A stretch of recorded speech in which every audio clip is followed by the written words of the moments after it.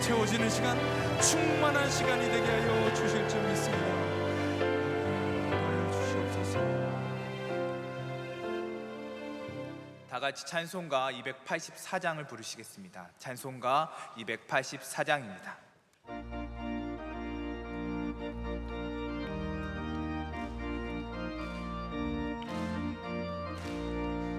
오랫동안 모든 죄 가운데 빠져 더럽기가 한량없던 우리들, 아무 공로 없이 구원함을 얻어 하나님의 자녀 지금 되었네.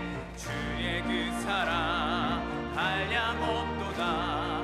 찬송할지어다 예수의 공로. 주의 그 사랑 한량없도다. 찬송할지어다 예수의 공로. 주의 보혈로서 정결하게 씻겨 죄악에서 떠난 몸이 되었고, 세상 근심들은 간 곳 없어지니 하나님의 빛이 영화롭도다. 주의 그 사랑 한량없도다. 찬송할지어다 예수의 공로. 주의 그 사랑 한량없도다. 찬송할지어다 예수의 공로. 죄의 깊은 잠과 뜬 세상의 꿈을 어서 깨어나라 나의 주여. 은혜 받은 날과 구원 얻을 때가 지금 온 세상에 선포되었네. 주의 그 사랑 한량없도다. 찬송할지어다 예수의 공로. 주의 그 사랑 한량없도다. 찬송할지어다 예수의 공로. 아멘. 오늘 우리에게 주시는 하나님의 말씀은 신약성경 누가복음 1장 26절에서 30절까지의 말씀입니다. 신약성경 87면에 있는 누가복음 1장 26절에서 30절까지의 말씀을 한 절씩 교독하시고 마지막 절은 합독하시겠습니다. 6째 달에 천사 가브리엘이 하나님의 보내심을 받아 갈릴리 나사렛이란 동네에 가서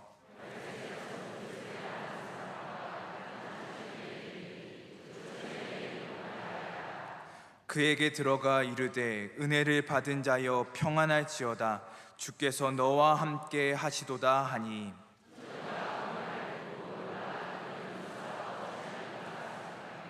다 같이 읽겠습니다. 천사가 이르되 마리아여 무서워하지 말라. 내가 하나님께 은혜를 입었느니라. 아멘.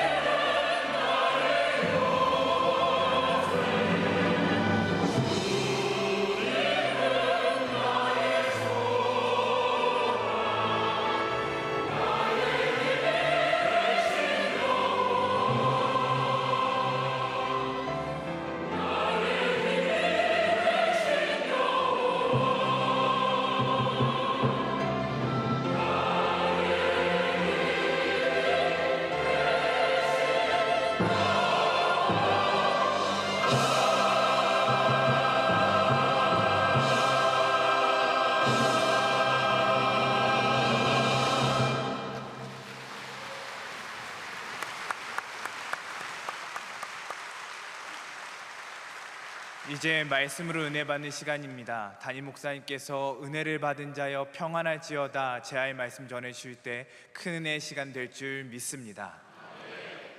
모든 찬양은 하나님께서 기쁘게 받으신 줄로 믿습니다. 누가복음은 다른 복음서에 비해서 예수님의 탄생 이야기를 아주 집요하게 파고 들어갑니다. 그러니까 다른 복음서도 물론 예수님의 탄생을 중요하게 여깁니다. 그러나 누가복음처럼 다양한 이야기들과 다양한 배경을 우리에게 전하는 성경은 없습니다. 그래서 예수님이 오시기 전부터, 예수님의 오심만이 아니라 세례 요한이 태어나는 이 사가랴와 엘리사벳의 이야기를 통해서 하나님께서 어떻게 주님의 오심을 준비하셨는지, 또 어떻게 역사하시는지를 우리에게 보여주고 있습니다.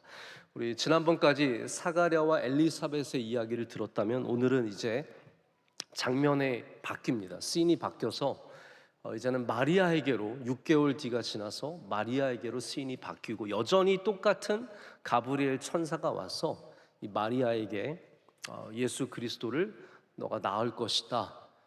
여자여, 은혜를 받은 자여 평안할지어다. 이런 가브리엘의 인사를 전하는 내용이 오늘 나오게 됩니다. 우리는 이런 전개를 통해서 하나님께서 어떻게 예수님의 오심을 준비하시는지를 다시 한번 생각해 보게 됩니다. 그러니까 누가복음은 이 다양한 이야기를 통해서 하나님이 예수님의 오심을 어떻게 우리에게 주시는가, 바로 그 이야기를 하고 싶은 겁니다. 그래서 오늘 우리가 마리아에 대한 이야기도 분명히 중요한 이야기지만 바로 이 배경에 있는 하나님께서 어떻게 이 일을 이 누가복음에 등장하는 이 일들을 예비하시는지를 좀 한번 생각을 해보기를 원합니다. 이 사건들을 통해서 우리가 봐야 하는 하나님의 모습이 있다는 거죠. 첫 번째가 뭐냐면, 근데 이것이 꼭 이 사건만이 아닙니다. 이 일을 통해서 하나님이 이렇게 역사하십니다를 우리에게 보여주는 것이고, 예수님의 오심만이 아니라 여러분의 삶에도 하나님의 이러한 역사하심이 분명히 있다는 것을 말씀을 드리고 싶습니다. 먼저는 뭐냐면 이 모든 것 가운데 하나님의 예비하심이 있다라는 겁니다. 모든 것에는 하나님의 예비하심이 있습니다. 여호와 이레, 하나님께서 준비하셨다. 우리가 이 예수님의 사건을 통해서 이 사가랴의 집에, 그러니까 세례 요한이 사가랴의 집에 태어난 거는 절대로 우연이 아닙니다. 하나님이 준비하신 일입니다. 근데 우리 인간은 주로 아주 중요한 사건과 중요한 인물들은 하나님이 준비하시지만, 아브라함이 이삭을 드릴 때 하나님께서 순양을 예비시켜 주신 것처럼 하나님이 그런 중요한 사람과 중요한 사건에는 예비하시고 준비하시지만, 아니 평범한 우리의 삶에 하나님께서 준비하시고 예비하실까를 생각한다는 거죠. 저는 그걸 좀 깨야 된다고 생각합니다. 오늘 예수님이 오시는 이것에만 하나님께서 준비하신 것이 아니라 여러분의 삶에도 하나님이 준비하신 은혜가 있고 하나님이 계획하신 뜻이 있습니다. 성경은 그 이야기를 우리에게 전하고 있습니다. 그러니까 복음이라는 것은 특별한 사람들에게만 주어지는 것이 아니라 우리 모두에게 주어진 것 아니겠습니까? 마찬가지로 예수님의 오심의 사건이 바로 이때만 이 일을 위해서만 준비된 것이 아니라 우리의 삶에도 분명히 역사하시는 하나님의 예비하심이 있다는 것, 오늘 여러분 이 말씀을 통해서 꼭 발견하시기를 축복합니다. 마치 모세가 태어났는데 이제 울음소리가 커지니까 더 이상 집에서 키울 수 없어서 그 엄마 요게벳이 이 요게벳 찬양이 있어요. 요게벳의 노래인가요? 네. 그거 듣지 마세요. 너무 눈물 나서 못 듣습니다. 저는 왜 이렇게 우는 찬양을 만들어가지고 그거 들면 아침부터 이러면서 나가거든요. 지나치게 슬픈 찬양이에요. 네. 이러면서 말도 못하게 슬픈 찬양. 요게벳이 모세를 보내야 돼요. 여러분 얼마나 비참한 상황입니까? 그래서 어찌하든 좀 물에 빠뜨릴 수는 없으니까 갈대나무 상자를 만들어서 거기다가 가라앉지 않도록 발라가지고 모세를 거기에 넣어서 보냅니다. 저는 약간 요게벳이 굉장히 용감한 것 같아요. 분명히 나일강에 악어가 살고 하마가 살거든요. 저 같으면 나일강엔 안 버렸을 것 같아요. 근데 요게벳이 담대하게 나일강에 떠내버리는데 이 누이 미리암이 미리 알았어요. 뭐를. 그래서 쫓아가요. 이 나무 상자를 막 쫓아가다 보니까 이 바로의 딸이 거기서 목욕을 하는 가운데 이 나무 상자를 발견하고 아이의 울음소리를 듣고 이 아이를 데려가죠. 그러자 미리암이 얘기해 주는 거예요. 히브리 엄마가 있다. 우리 젖줄 수 있는 엄마가 있다. 젖을 주게 해달라. 그래서 엄마가 완전 버린 줄 알았는데 끝난 줄 알았는데 자기 아들을 자기 젖으로 키우는 겁니다. 이게 얼마나 놀라운 역사입니까? 우리는 모세의 삶 속에 있는 하나님의 뜻과 하나님의 예비하심과 하나님의 인도하심을 믿습니다. 근데 그것만이 아니라는 거예요. 여러분의 삶에도 갈대 상자가 있고 여러분의 삶에도 바로의 공주가 있고 여러분의 삶에도 미리암의 은혜가 있다는 거죠. 왜 하나님께서 다윗을 막내로 태어나게 하셨는지, 아니 첫째로 태어나게 하셔서 첫째인 다윗을 데려가시면 참 좋지 않겠습니까? 그거 다 하나님의 예비하심과 하나님의 뜻이 있는 거 아니겠습니까? 우리는 다윗의 사건을 통해서 이 막내가 쓰임받는 모습을 통해서 하나님께서 외모로 사람을 취하지 아니하신다는 것을 다시 한번 깨닫게 되고, 장자든 막내든 잘생겼든 못생겼든 그것과 아무 상관없이 하나님께서 우리를 사용하실 수 있으시다라는 것을 보게 되는 겁니다. 하나님의 다 뜻이 있다는 거죠. 여러분, 세상은 다 우연의 렌즈로 삶을 들여다봅니다. 우연의 현미경으로 우리의 삶을 돌아봅니다. 그리고 그것이 과학이라고 생각까지 합니다. 어쩌다가 지구가 생겼어요. 빅뱅, 빵! 그래서 뭔가 퍼져나가고 그 가운데 어떻게 하다 태양이 중심을 잡고 그 주위로 딱 도는데 정확하게 지구가 사람이 살만한 장소가 되는 거죠.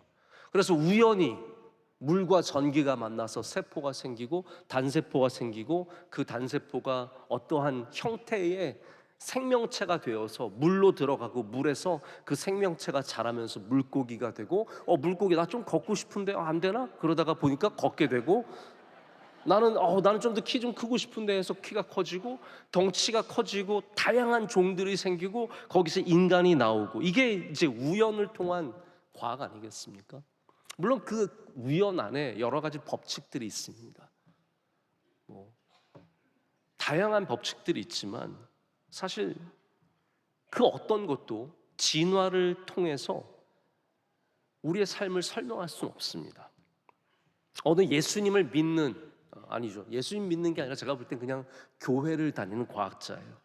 이 생물 진화학자는 아주 존경받는 우리나라에서 유명한 분입니다. 근데 다들 교회 다닌다고 그분이 하시는 말을 오냐 듣는데 저는 그렇게 들을 수가 없어요. 제가 한번 언젠가 실명을 얘기하면서 얘기했더니 저 밑에다가 목사님 이분 교회 다니시는 분이세요 하는데 여러분 교회 다녀도 하나님 안 믿는 사람 많습니다. 제가 보면 이분은 그냥 아내 때문에 교회 다니시는 분이세요. 그러면서 교회 다닌다고 얘기하는데 제가 이분의 신앙을 판단할 수 없지만 분명 이분이 말하는 건 그거예요. 이분은 뭐라고 말하냐 하면 우리는 진화된 존재이기 때문에 생명의 목적이 없다는 겁니다. 자, 이거 굉장히 중요한 문제예요. 우리의 삶에는 목적이 없다. 이것이 진화 생물학자들의 결론이에요. 그러니까 과학자들은 우리를 인간을 생명으로 보면 우리의 존재는 목적을 위해 존재하는 존재는 아니에요. 어떤 사람들은 DNA를 전하기 위해서 존재한다. 그거는 아주 허울 좋은 얘기일 뿐이지 한마디로 말해서 생명의 목적은 없는 겁니다. 어쩌다 보니까 우리가 이 땅에 태어났고 이 땅에 살아가시는 것 뿐이죠. 우리 생명의 목적은 그 존재 밖에는 답이 없는 겁니다. 전에도 한번 잠깐 제가 소개한 적이 있는데 유발 하라리라고 하는 분이 쓰신 사피엔스를 보면 우리 인간의 여러 종류가 있었다는 거잖아요. 요즘에 이게 학계의 정설입니다. 그냥 우리가 인간이 어디에서 딱딱딱딱 진화한 것이 아니라 인류를 이루는 다양한 네안데르탈인이라든지 아니면 호모 에피투스는 이런 다양한 종들이 있었는데 호모 사피엔스 뭔가 이 종은 달랐다는 거예요. 그래서 다른 종들의 대결에서 이긴 게 호모 사피엔스라는 거예요. 왜 이겼냐 하면 이분의 주장은 그거예요. 다른 종들은 협력할 줄 몰랐대요. 그러니까 사냥에 나가도 혼자서 맘모스랑 싸우는 거예요. 자기 몇 명이랑 싸우다가 죽는 거죠. 근데 호모 사피엔스는 약해도 싸울 줄 알았어요. 같이 협력하니까 그래서 호모 사피엔스가 그 다양한 경쟁을 이기고 살아남은 종이 되어서 그게 바로 우리가 되었다고 얘기하는 건데 이 핵심 중에 내용의 핵심 중에 하나가 뭐냐면 호모 사피엔스가 인식의 혁명, 인지혁명이에요. 우리 인간이 갖게 되는 지식의 혁명을 갖게 되면서 뭘 생각하기 시작했냐면 종교를 생각하기 시작했다는 거예요. 근데 이분은 종교라고 말하지 않아요. 허구라고 말해요. 허구를 믿을 줄 알게 되었다. 허구를 믿을 줄 알게 되면서 인간은 그 허구를 중심으로 공동체를 형성했다. 이게 제가 볼 때는 딱 우리 기독교 얘기라든지 이런 종교 얘기를 하는 겁니다. 그래서 협력하는 우리가 살아남았다. 굉장히 흥미로운 얘기고 학자로서는 아주 재미있는 얘기지만 결론은 같아요. 우리 인간의 존재의 목적은 없습니다. 자, 여러분, 그러니까 대충 사세요. 진짜로 우리 인간의 존재의 목적이 없대요. 그러니까 되게 착하게 살 필요 없어요. 뭐하러 착하게 살아요? 뭐하러 손해보면서 꾹 참고 살아요? 좀 설득 좀 당해보세요. 왜 설득을 안 당하려고 그러세요? 저 진심으로 한번 설득해 볼게요, 여러분. 아니, 목적이 없는데 우리 인생의 삶의 목적이 없는데 뭐하러 그렇게 아껴가면서 사세요? 뭐하러 그렇게 절제하면서 사시고 착하게 사시고 막 술 취하고 살아야죠. 대충 사기 쳐야죠. 거짓말 해야죠. 남들 잘 되면 미워하고 밟아버려야죠. 예? 좀 그렇게 사세요. 이게 진화론이고 이게 과학입니다. 과학은 절대로 도덕을 가질 수 없습니다. 진화론은 절대로 윤리를 가질 수 없습니다. 강한 자가 살아남지 착한 사람이 살아남는 거 아니에요. 내가 다 해먹어야 돼요. 근데 여러분, 성경의 이야기는 전혀 다릅니다. 착하게 사십시오. 인내하며 사십시오. 억울해도 참으십시오. 왜냐하면 하나님께서 보고 계시고 알고 계시고 하나님은 우리 사람을 목적을 갖고 창조하셨기 때문입니다. 하나님께서는 생명에 목적을 부여하십니다. 목적이 없는 생명은 없습니다. 나무도 그렇습니다. 미생물도 그렇습니다. 우리 인간 세상에 있는, 저는 가끔 그 생각하거든요. 왜 하나님께서 모기를 만드셨을까? 저는 정말 모기의 존재의 목적은 잘 모르겠어요. 들으셨죠, 여러분? 모기는 파리에 비해서 양반이래요. 왜 양반이냐 하면 모기는 이렇게 치면 도망간대요. 그리고 잘 안 온대요, 다시. 굉장히 양반이라고 모기를 연구하시는 분이 그렇게 말씀을 하세요. 파리는 여러분 아시잖아요. 음식에서 이렇게 쫓아내면 또 와서 또 안고, 그러면 그러면 또 어디 가서 또 다시 와서 안고. 파리는 파리예요, 파리. 근데 저는 모기를 솔직히 저는 존재의 목적을 모르겠어요. 근데 모기도 분명히 존재의 목적이 있을 거라고 생각을 합니다.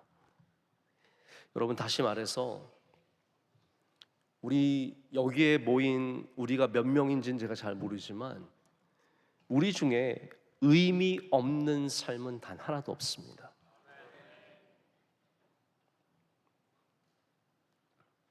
사가랴의 기다림이 의미가 있었던 것처럼,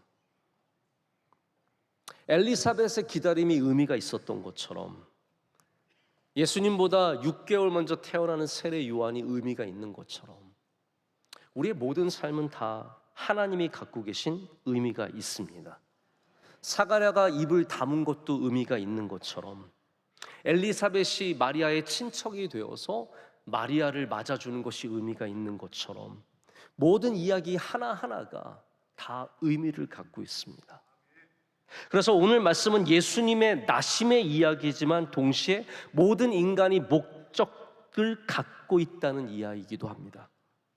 이미 우리는 마태복음의 족보를 통해서 우리가 제대로 알지도 못하는 그 사람들, 어떻게 삶을 살았는지, 몇 년 살았는지 알지도 못하는 사람들도 다 생명의 목적을 가졌었다는 것을 알고 있습니다. 바로 그런 사람들을 통해서 예수 그리스도께서 이 땅에 오신 거예요. 기생 라합이 예수님의 족보에 들어있다는 것은, 모압 여인인 룻이 예수님의 족보에 들어있다는 것이 다 의미가 있는 것입니다. 그래서 룻이 시어머니 나오미 따라서 베들레헴으로 온 것이 그냥 온 것이 아니라 다 거기에 하나님의 의미가 담겨져 있는 것입니다. 보아스가 친절하여서 그의 밭을 내어준 것이 그냥 착해서가 아니라 바로 하나님의 예비하심이 다 있었기 때문 아니겠습니까? 그들을 통해서 다윗이 이 땅에 오게 되는 것이고, 그것이 바로 예수님까지 이어지고 그 복음이 우리에게 전해졌기 때문입니다. 누가복음은 그래서 이 세례 요한이 그냥 세례 요한이 먼저 났어 이 이야기를 하는 게 아닙니다. 이 모든 것에 하나님의 예비하심이 있었다는 것을 보여주는 겁니다. 그렇다면 여러분, 지금 당장 우리 눈에 보이지 않는 것이 얼마나 많겠습니까? 여러분의 삶이 의미 있다는 것이 보이십니까? 어떤 분을 제가 만났는데, 목사님 저는 왜 사는지 모르겠어요. 어떤 권사님이세요. 목사님 저는 인생이 너무너무 힘들어서 제가 왜 사는지 모르겠어요 라고 말씀을 하세요. 저도 그분을 설득할 자신은 없습니다. 왜 그렇게 어려움을 겪는지, 왜 지금도 그 어려움 속에 있는지. 그러나 분명한 것은 지금 당장 우리가 볼 수 없을지라도, 여러분, 사가랴가 그렇게 기도하면서 아이를 낳을 것이 보였습니까? 안 보였겠죠. 나이를 70, 80 넘어가는데 뭐가 보였겠습니까? 여러분, 의미는 금방 보이는 게 아닙니다. 기다리는 자에게 주어지는 것이 의미입니다. 내가 의미를 다 알고 있으면, 여러분 생각해 보세요. 아브라함이 순양이 딱 기다리는 줄 알고 저 멀리서 양소리가 들리네? 아이고 괜찮네 그러면서 올라갔겠습니까? 전혀 아니잖아요. 아브라함도 다 모르고 간 거예요. 가는 걸음 하나하나가 괴롭고 힘들었고, 왜 하나님 나한테 왜 이삭을 줘가지고 또 이제는 달라 그래서 별의별 생각을 하고 다 올라갔겠죠. 그러나 산꼭대기 올라가 보니까 하나님께서 예배 주신 거예요. 그러니까 우리의 인생에 내가 의미를 다 알고 살아간다는 것은 정말로 어려운 일입니다. 저도 제 삶의 의미를 모릅니다. 저는 그래서 가끔씩 그런 생각을 해봤어요. 예전에도 유학생들 섬기면서 저는 제가 공부한 줄 알고 갔는데, 섬기다 보니까 어떤 생각이 들었냐면, 하나님께서 나를 나 공부하라고 보내신 것이 아니라 이 유학생들 섬기라고 보낸 것인가? 다른 게 보이기 시작하는 거예요. 나의 삶의 의미뿐만, 나만을 위한 의미뿐만이 아니라 다른 사람을 위한 의미도 많이 보이더라고요. 여러분, 그래서 여러분의 삶이 여러분에게만 의미 있어서 귀한 건 아닙니다. 여러분을 통해서 다른 사람의 삶에도 의미가 생기기 때문에 여러분의 삶이 중요한 겁니다. 할렐루야. 여러분, 대한민국에 오셔서 이름도 없이 빛도 없이 돌아가신 선교사님들이 얼마나 많은지 아시잖아요. 그분들의 삶의 의미는 뭐라고 말씀하시겠어요? 태어나서 4개월 만에 죽고, 제가 허드슨 테일러 선교사님의 이야기를 이렇게 좀 오랜만에 한번 봤는데 정말 기구하기가 그렇게 기구할 수가 없어요. 아이들 3명인가 4명인가 다 열병으로 죽었습니다. 마지막 막내까지 다 죽었어요. 9개월인가 10개월 된 아이까지 다 죽고 아내마저 또 죽습니다. 근데 그분이 죽을 때까지 중국에 남아서 끝까지 선교하고, 그분은 다른 사람들 다 서양 옷 입고 전도하고 다닐 때 그분은 아니에요. 중국 옷 입고 머리 그 변발 아시잖아요. 반 자른 거. 네?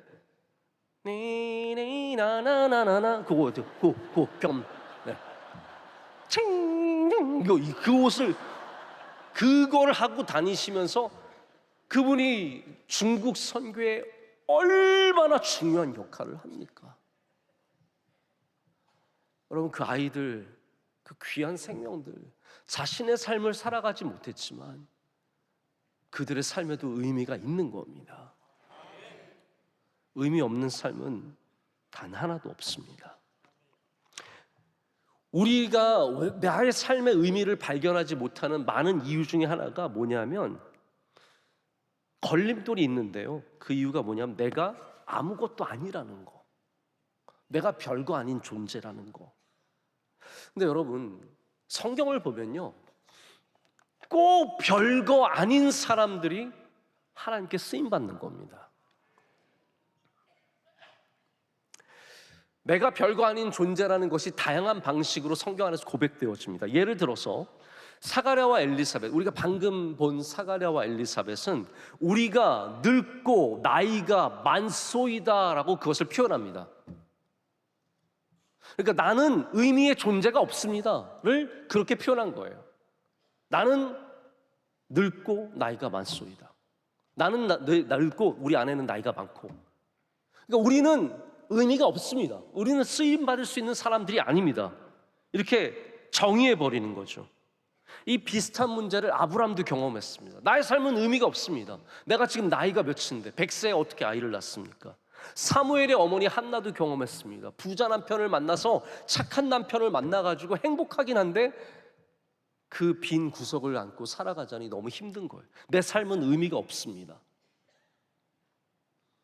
다 그렇게 하나님께 고백하는 거죠. 하나님, 무슨 제 삶이 의미가 있어요? 저는 아이가 없는데, 저는 늙었는데요, 저는 쓸 수 없는데요. 마리아도 이제 그 고백을 합니다. 마리아가 1장 48절 뒷부분을 가면 마리아의 찬가가 나오는데 뭐라고 고백하냐면 여종의 비천함을 돌보셨습니다 라고 되어 있어요. 그러니까 마리아도 나는 의미 있는 존재가 아닙니다, 나는 비천한 존재입니다 라고 말하는 거예요. 이게 다 우리가 하는 고백입니다.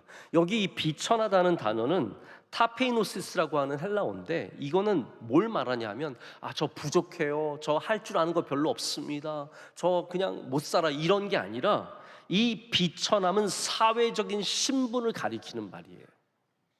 한마디로 말해서 마리아는 비천한 집안 출신인 겁니다. 어디 나갔을 때 내세울 게 없는 집안, 대단하지 않은 집안이에요. 그런 천한 집안의 여인이어서 나는 쓰임받지 못할 것이라고 생각한 거예요.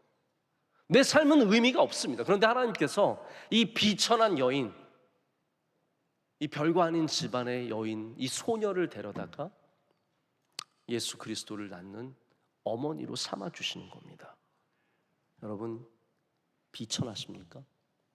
혹은 비참하십니까?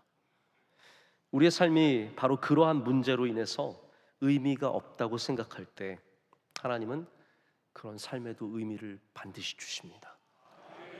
그래서 다윗이 막내였던 겁니다. 형들은 의미가 있지만 나는 의미가 없는 거예요. 제가 보면 막내는 막내 짓을 해요. 죄송합니다. 막내들 많이 계실 텐데 막내도 여러분, 둘 중에 막내는 막내 아닙니다. 그건 둘째예요. 최소한 셋은 돼야 막내라고 부를 수 있어요. 5 정도 돼야 막내 짓을 하는 거예요. 7 정도 되면 그때부터는 진짜 뭐 막내 냄새가 폴폴 나는. 제가 아는 목사님이 계시는데 그분 훌륭한 목사님이시거든요. 얼마나 어른인 척 하는지 모르세요. 저를 보면 김하나 목사 잘 지내고 있지? 내가 기도하고 있어. 딱 이러세요. 근데 제가 몰랐는데 11명 자식의 마지막 막내. 이분이 집안에 가면 인간 취급을 못 받더라고요. 어디 가서 끼지를 못해요. 그러니까 더 밖에 나와서 김하나 목사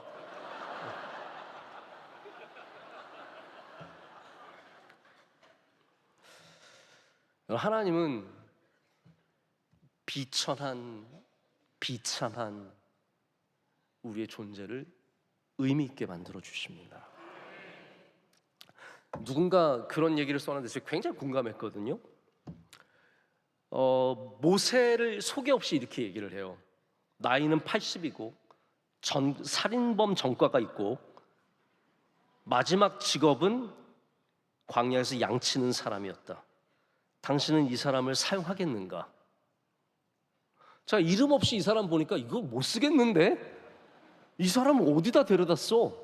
그 생각을 했거든요. 근데 하나님은 이 사람 데려다 쓰시는 거예요. 우리가 지금 모세를 모세로 알고 있어서 그렇지 이거 다시 보세요. 네? 나이는 80이고 살인범 전과가 있고 그리고 할 줄 아는 건 양치는 것밖에 없다. 데려다 쓰시겠어요? 아니 피아노 반주라도 해야죠. 네?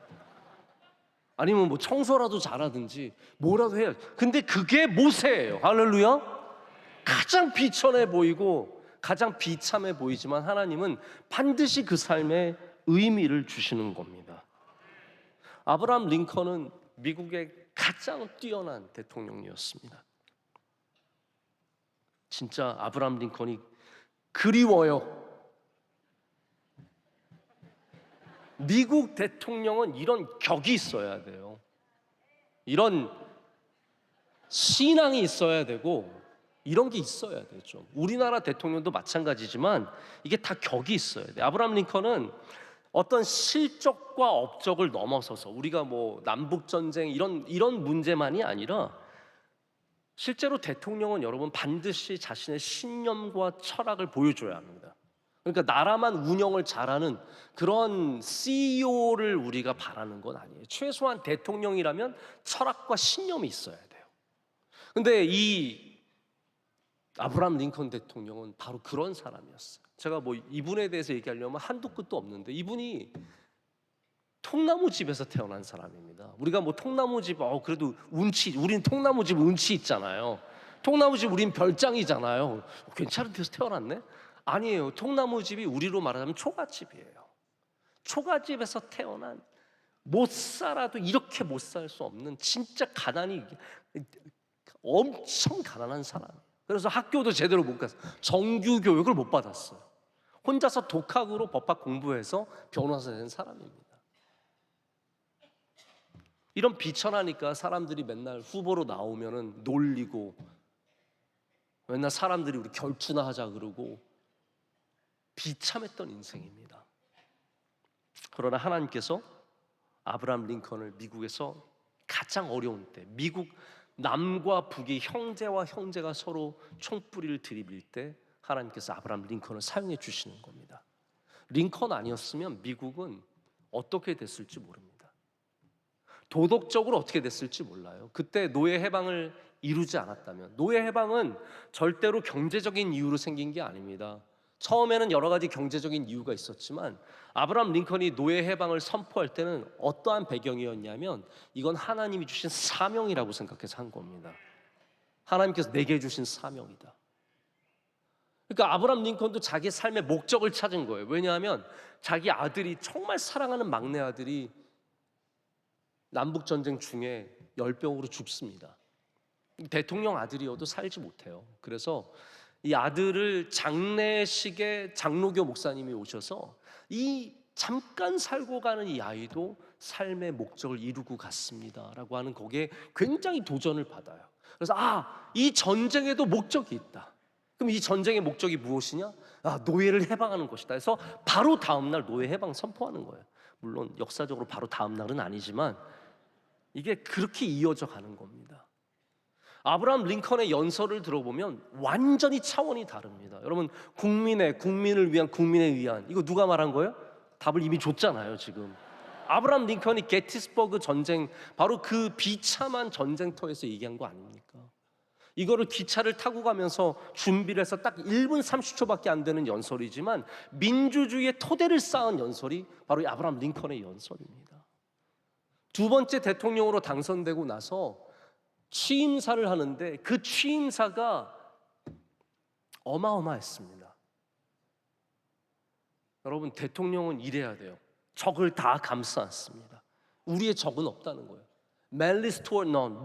어느 누구도 악의를 갖지 않고, 이 악의를 갖지 않는다는 게 악의를 갖지 않는다는 것이 아니라 악의를 갖지 않고 Malice toward none.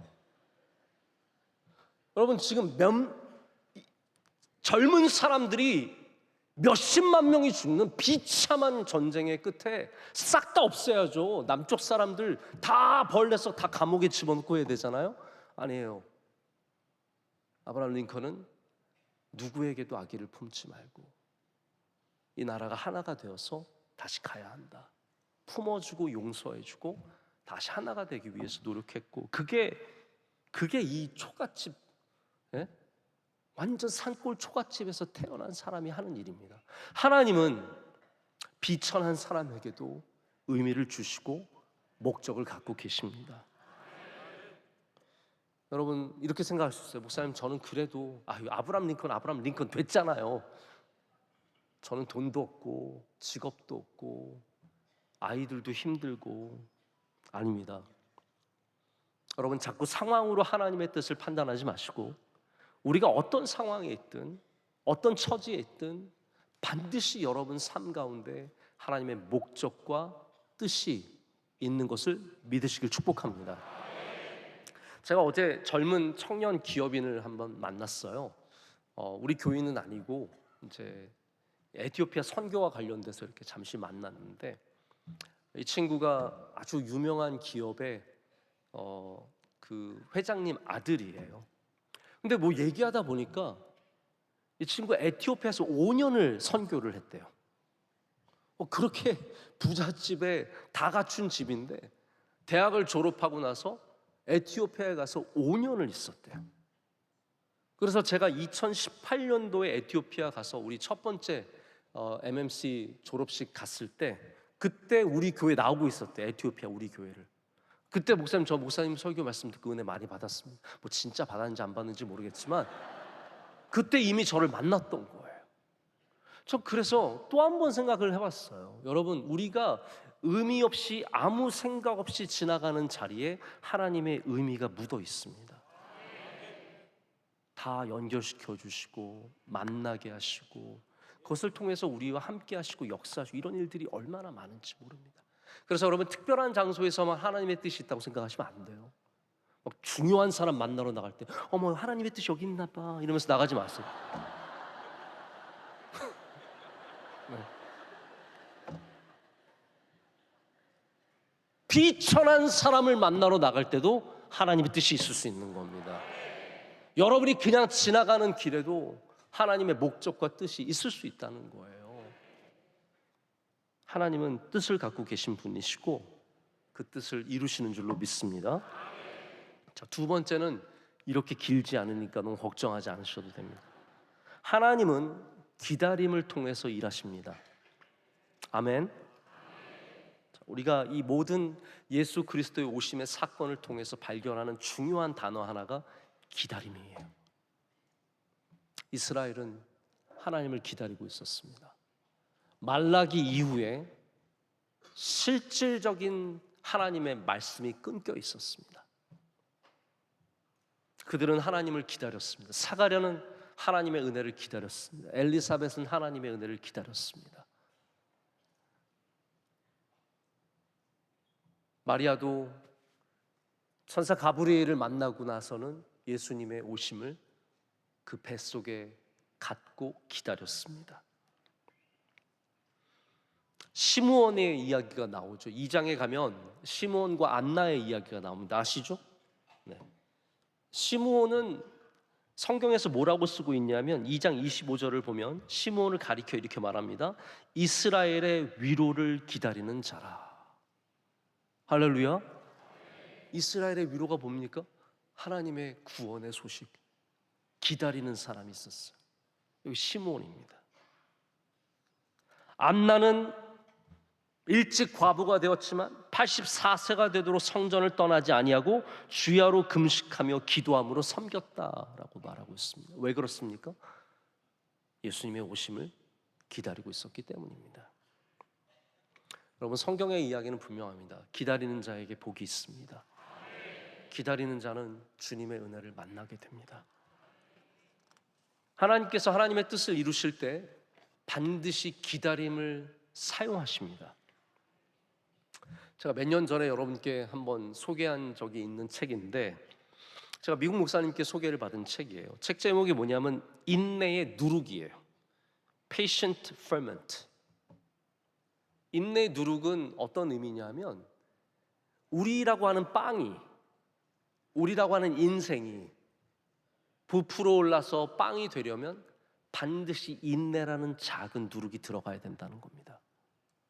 여러분, 이거 너무너무 중요한 성경적인 진리입니다.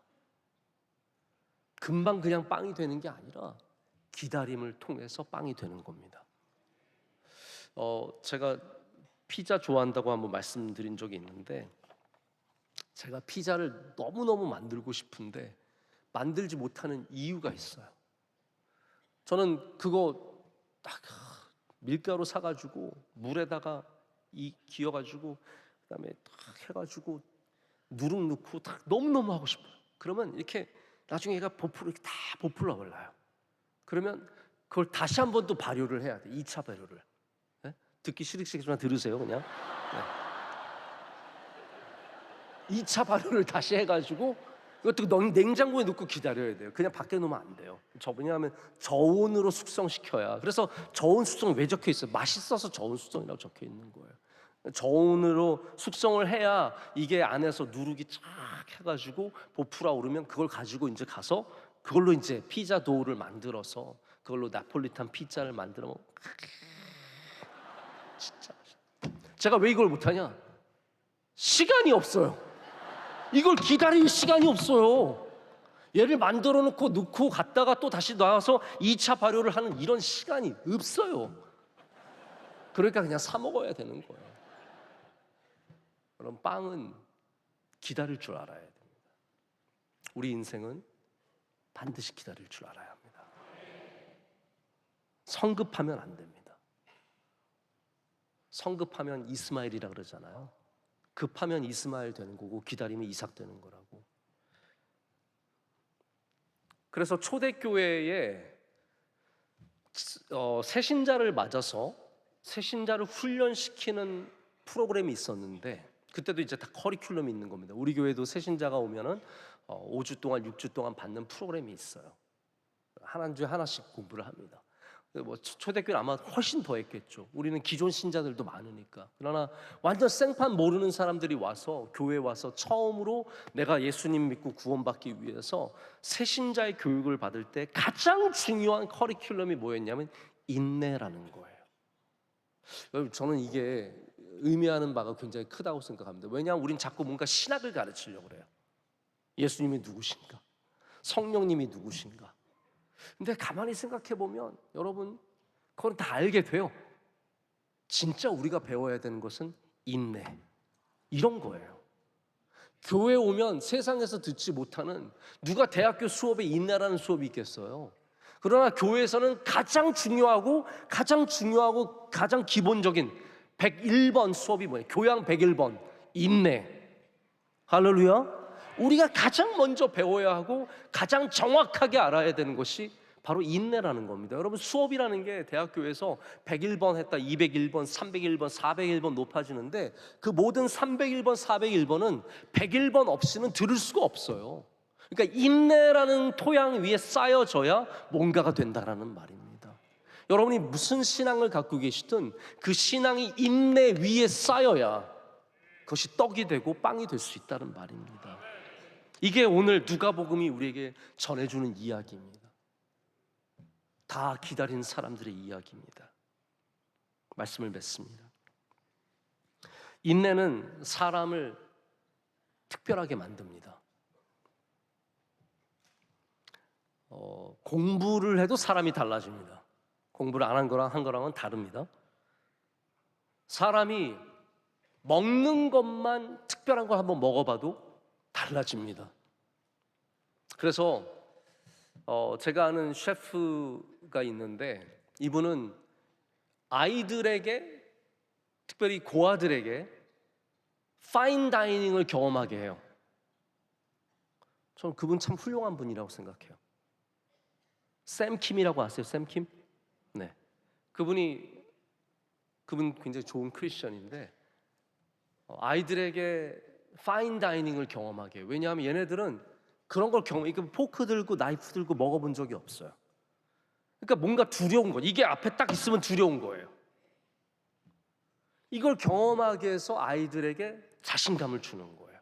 너희 어디 가서든 먹을 수 있어. 저도 근데 이거 상당히 중요한 교육이라고 생각하거든요. 우리가 이렇게 여러 사람들 모여있는 테이블에 가면 좌병우수부터 있잖아요. 근데 내 빵인데 먹는 분들 의외로 많아요. 이거 내 빵인데 벌써 먹었어요. 그리고 이분은 자기 빵 먹고, 그럼 나는 빵 없는 인생이 돼버리는 거잖아. 좌병우수 이 정도는 알아야 되고, 포크랑 나이프랑 바깥에서 안으로 들어오는 것도 알아주면 좋습니다. 이 정도만 알아도 괜찮거든요. 먹는 것만으로도 경험이 얼마나 쌓이는지 모릅니다. 하물며 인내를 통해서 우리는 얼마나 많이 달라질 수 있겠습니까?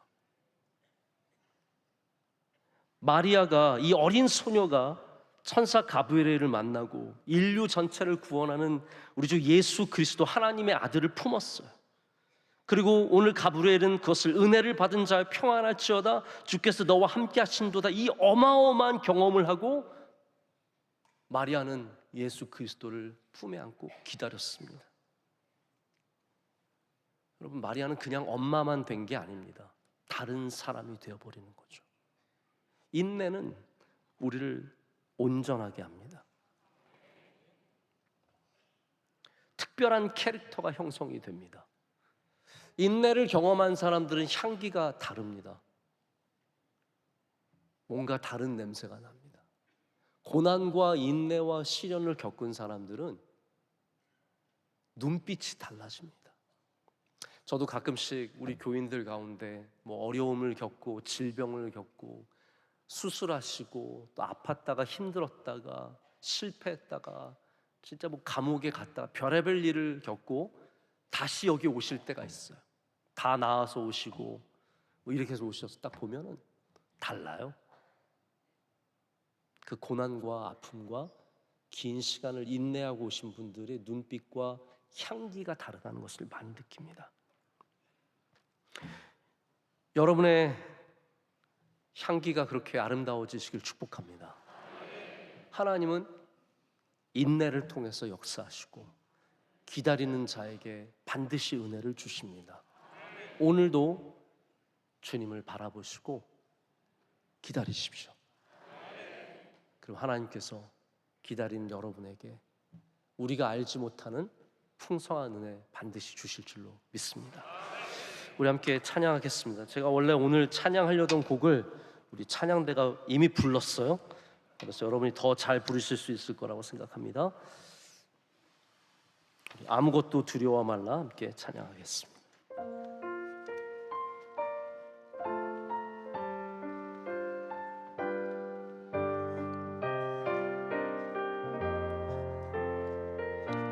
아무것도 두려워 말라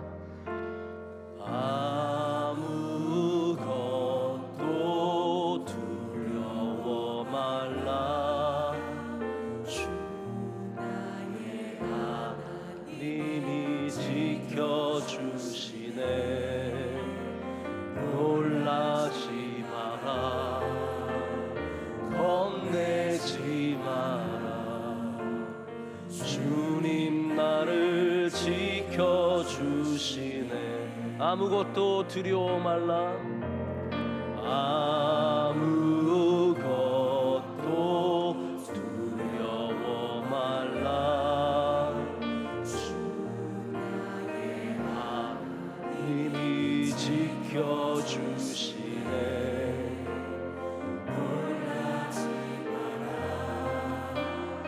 겁내지 마라. 주님 나를 지켜주시네.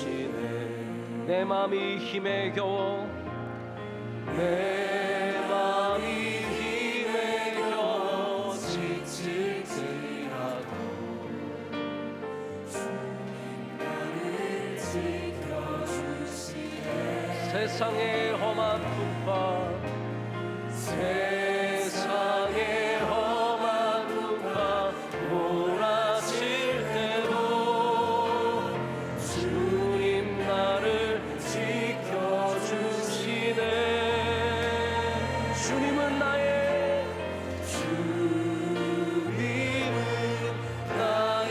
산성, 주님은 나의 요새, 주님은 나의 소망, 나의 힘이 되신 여호와. 주님은 나의 산성, 주님은 나의 산성,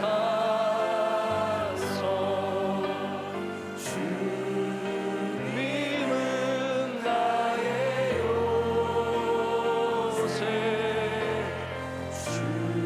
주님은 나의 소망, 나의 힘이 되신 여호와. 주님은 나의, 주님은 나의 산성,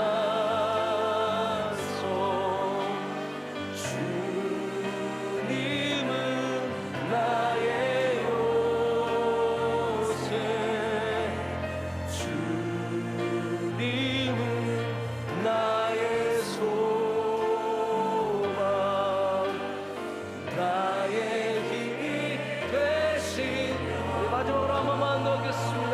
주님은 나의, 주님은 나의 산성,